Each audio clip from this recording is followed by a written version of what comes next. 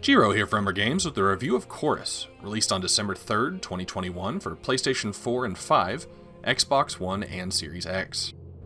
Chorus has been one of my most anticipated games since the trailer was first released during a PlayStation event earlier in the year. Several friends and acquaintances had no idea what the game was when I mentioned the title, and with the release price of just $40, I'm a little concerned too many people are just going to let this slip on by. We don't see space combat too often in the console world. We got the roguelike Everspace, we got Elite Dangerous, and that one Ubisoft game, Starlink.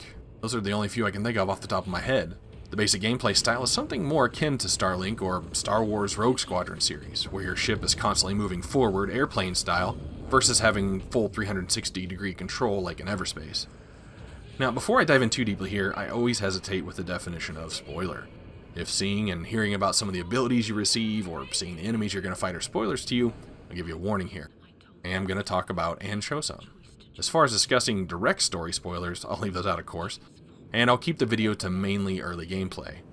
I say that to say I was a little bummed out when I found out the game did have the airplane controls in space, but about an hour or so in, you unlock drifting, Tokyo style. And man, what a way to fly. The game's premise is a mega cult uses psychic manipulation to basically take over the universe and assimilate humanity into its beliefs. Your protagonist is Nara, a former elder of said cult that managed to break free. We join her after she's been in hiding for some time, taken to helping out across the galaxy and, yes, fighting back against the cult as they push onward. Your ship has 3 modes of acceleration. Pushing up on the left stick gives it a little juice, L2 does a boost, and when not in a critical mission area, you can L3 for your sublight engines. Down on the left stick will decelerate. Tapping left to right will do a barrel roll, which is critical to dodge, including a perfect dodge, for certain types of enemy laser weapons. You begin the game with just a Gatling gun and eventually expand into lasers and missiles.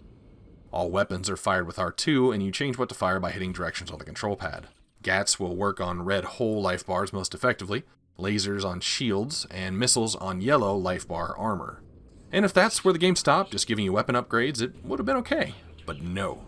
Nara's powers are called rights. They come into play, which allow you to basically perform magic in space, and it's great. The main one I'll mention is the Storm, which basically works like an EMP burst. Never misses, disables enemies' weapons, shields, and controls. So timing it right in their flight path can send them exploding on the surface of a nearby asteroid, and for some reason, I found such great joy with that. There are also large enemy ship types you'll encounter where you'll fly inside and destroy power sources, which adds some fun variety to combat. You earn credits from completing content and can also find boxes floating in space. You spend these credits on mods for your ship that increase power of various weapon types, increase flight speeds, and a handful of other fine-tuning options. There are also upgrades to the weapon types you can purchase, but I seem to find more of them as quest rewards than what were available in the shop. Kinda locked in early on the 3 mods I would keep using throughout the game. There are later versions that I'd upgrade to with higher percentage increases, but overall, the credits kinda felt a little bit useless. I often just bought everything in the shop that was available just because I had money to spend.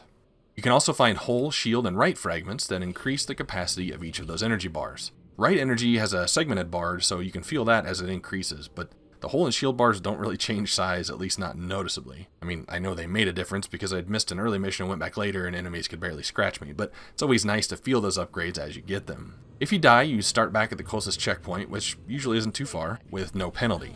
That is, unless you're crazy enough to turn on permadeath mode. I couldn't imagine finishing the game like that, and there are a few instances in the game where death seems like it'd be inevitable, especially in a couple of boss fights. Fortunately, there's a trophy for dying in permadeath mode and not completing it.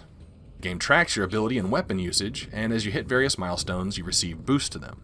This definitely forced me to use my arsenal more widely, instead of just falling into the same attack patterns each time. The game features a handful of maps, which, as our human minds tend to work, they're more flat-based and not cubic, meaning the, quote, altitude for most structures is the same, instead of utilizing true 360 space, having things above and below and beside, which maybe gets disorienting? I don't know. You can click R3 at any time to align your ship with that horizon. Each map is filled with locations to discover, and most have quest content to go with them. Something that was a little odd is a distress signal icon would appear, I'd go check it out, the dude would invite me in, and I'd just say I'm fine, with no conversation option, and the point wouldn't go away. At a later point in the story, checking back with that same distress signal icon, it'd start a mission. Almost like just leave it off the map until it's ready, because at first I just thought I was doing something wrong. I kept looking around trying to find ways to trigger something. You also find random events as you explore, helping a citizen under attack or hacking someone's system to help them regain control. Sometimes you'll have an event where someone ran out of fuel, and you can take the time to fill them up with the fuel resource that never comes into question. I didn't even know our ship required fuel. But when you're doing it, it sounds like gasoline going into a tank? I don't know, maybe it was an unused feature or just some kind of inside joke. Anyway, it was free money. I enjoyed the story. It had some twists and gasp moments. The voice acting as a whole was very competent, and it was definitely a pretty original plot. Several story points and additional plot is revealed by finding memories and using Nara's sense ability, kind of like a holographic audio log. Graphically, when I played the game through initially, I played in 4K on a PlayStation 5, and I couldn't lay off the photo mode. It made for some really great shots. Since I can't yet record in 4K, I played through some more of the game again in 1080p for footage for the review, and yeah, it was a pretty super noticeable difference. So if you're going to play this game and you have a way to play in 4K, I highly recommend it. If I had one negative thing to say about the game, I guess it'd be in working on the Platinum, trying to master all of the combat, weapon, and right skills to a max level of 5. There just wasn't enough content or enough enemies, or I just wasn't efficient enough in doing multiple things for each kill. For example, the missile skill requires you to take down armored enemies with missiles. There's also a counter for killing enemies while you're boosting and, say, using your storm right. So use your storm right, boost, and fire a missile, and the counter would go up for all three. And maybe I just didn't do that enough, as each skill was added to the repertoire just as I worked on the muscle memory. I did find a spot in the end battle, though, where enemies kept respawning, so I spent about an hour there to top everything off for the plat. If the worst thing you can say about a game, though, is there's just not enough content, I'd say that's a pretty damn good game. And it is. I highly recommend this to anyone that enjoys some space combat. The controls feel great, the environments are beautiful, and it was just overall a great time.